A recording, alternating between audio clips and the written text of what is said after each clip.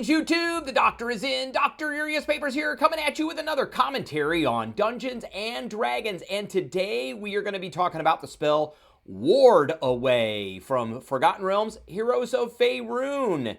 This is a Bard, Cleric, Paladin, and Wizard spell. We're going to be grading this spell. We're going to be talking about the spell itself, what it's good for. We're going to be talking about some of the subclasses that go along with this. So, lots to go over, lots to talk about. Stay tuned and don't go anywhere.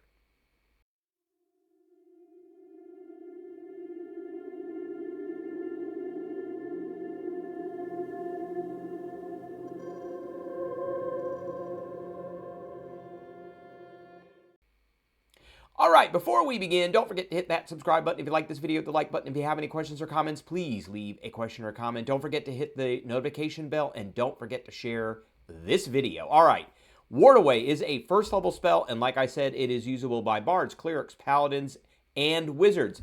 Not sorcerers, not warlocks. It has a casting time of 1 action, a range of 60 feet, verbal, somatic, and material components. The material component is worthless, so we don't have to worry about that. It is an instantaneous spell, kind of.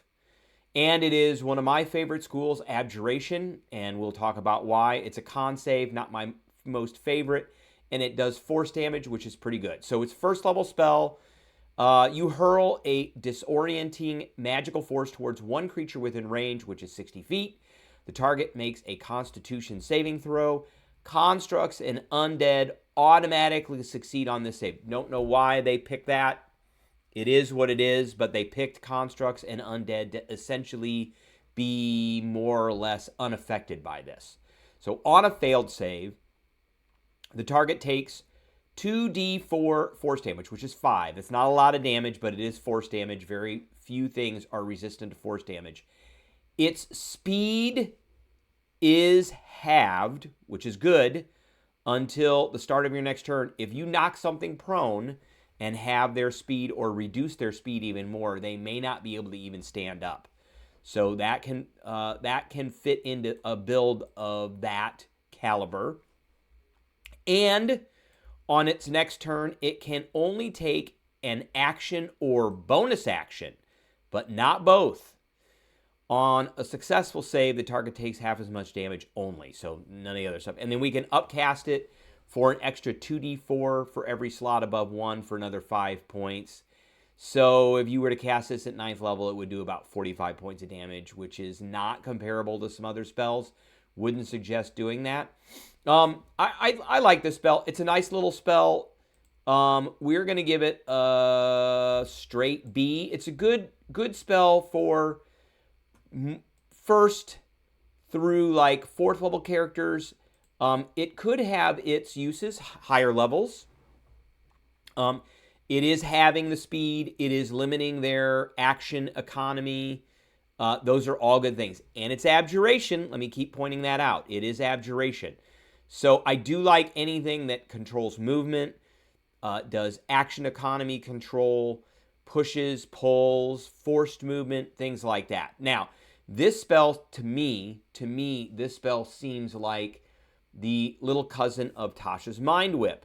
We've gone over this spell. Now, this is a 2nd level spell. It's got a 90-foot range instead of a 60-foot range.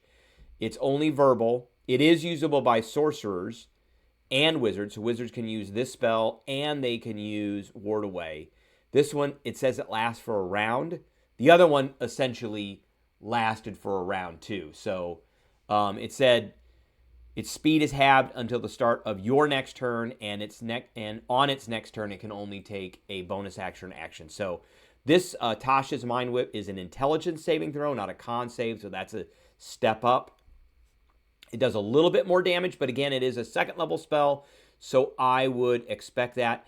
And it cannot take a reaction on its turn, so that's a step up. There's none of that in the other spell. Moreover, on its turn, it must choose whether it gets to move, an action, or a bonus action. But it only gets 1.